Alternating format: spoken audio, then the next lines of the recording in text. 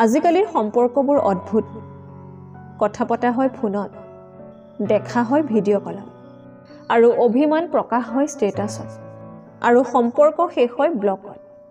আবেগৰ পথত নচলি বিবেকৰ পথত চলক দেখিব আপুনি আপোনাৰ জীৱনটো সুন্দৰকৈ গঢ়িব পাৰিছে কাৰণ এই পৃথিৱীৰ শ্ৰেষ্ঠ আদালত হ'ল মানুহৰ বিবেক সমস্ত গুণ কম হৈ যায় কাৰোবাক আপোন কৰিবৰ বাবে আৰু এটা দুখেই যথেষ্ট কাৰোবাক হেৰুৱাৰ কাৰণে সম্পদে কেতিয়াও সুখ দিব নোৱাৰে সুখ আহে মনৰ সন্তুষ্টিৰ পৰা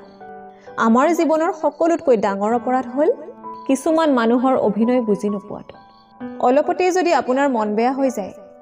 তেনেহলে এই পৃথিৱীখন আপোনাৰ কাৰণে বহুত বেছি জটিল হৈ পৰিব অলপতে জীৱনত ভাগি নপৰিব জীৱনত সন্মুখীন হ'বলৈ শিকক প্ৰতিটো পৰিস্থিতি জীয়াই থাকোতে আপুনি যাৰ কাষত অৱহেলিত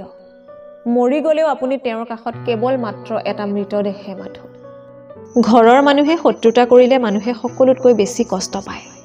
কাৰণ বাহিৰৰ শত্ৰুৱে আমাক একো কৰিব নোৱাৰে কিন্তু ঘৰৰ শত্ৰুৱে আমাক অসহায় কৰি দিয়ে জীৱনত এটা পৰ্যায়ত আহি বুজিব পাৰিব সকলোতকৈ ভাল মুহূৰ্তবোৰ আপুনি বহুত আগতেই পাৰ কৰি আহিছে আনক পৰিৱৰ্তন কৰাটো প্ৰায় অসম্ভৱ সেয়েহে নিজকে পৰিৱৰ্তন কৰি লোৱাটো বুদ্ধিমানৰ কাম কোনজন মানুহ আপোনাৰ বাবে সঠিক সেইটো বুজিবৰ বাবে অভিজ্ঞতাৰ দৰকাৰ আৰু সেই অভিজ্ঞতাৰ বাবে জীৱনত ভুল মানুহজন অহাটো দৰকাৰ এই চাৰিটা বিষয়ত কেতিয়াও লাজ নকৰিব পুৰণা কাপোৰ সাধাৰণ জীৱন যাপন বৃদ্ধ মা দেউতা দৰিদ্ৰ বন্ধু মানুহে বিচাৰিলেই যদি সকলোবোৰ পাহৰি যাব পাৰে তেনেহলে স্মৃতিৰ কোনো মূল্যই নাথাকিব টকা দি সুখ কিনিব পৰা নাযায় সঁচা কিন্তু জীৱনত সুখী থাকিবলৈ হলে অজস্ৰ টকাৰ প্ৰয়োজন হয় দুখটো জীৱনত থাকিবই সেয়েহে সুযোগ পালে নিজকে হাঁহি ধেমালি আৰু আনন্দত ৰখাৰ দৰকাৰ টকা আৰু সময়ৰ মাজত থকা পাৰ্থক্যটো কি জানেনে আপুনি সকলো সময়তে জানিব যে আপোনাৰ কাষত কিমান টকা আছে কিন্তু আপুনি কেতিয়াও এইটো নাজানিব যে আপোনাৰ কাষত আৰু কিমান সময় আছে সেই কাৰণে জীৱনৰ প্ৰতিটো মুহূৰ্ততে এনজয় কৰক বেইমানিয়ে কেতিয়াও অনুতপ্ত নহয় স্বাৰ্থপৰে কেতিয়াও কৃতজ্ঞতা স্বীকাৰ নকৰে আৰু সুবিধাবাদী কেতিয়াও কাৰো আপোন হ'ব নোৱাৰে হাঁহি সুন্দৰ হাঁহিব জানিলে কথা সুন্দৰ ক'ব জানিলে মন সুন্দৰ সুখী থাকিলে আৰু জীৱন সুন্দৰ ভগৱানক মনত ৰাখিলে কাৰোবাক ভাল পোৱাটো অপৰাধ নহয় অপৰাধ হ'ল তেওঁক হাজাৰটা সপোন দেখুৱাই মাজবাটতে এৰি দিয়াটোহে ধন সম্পত্তি থাকিলে আপুনি ভাগ্যৱান নহয়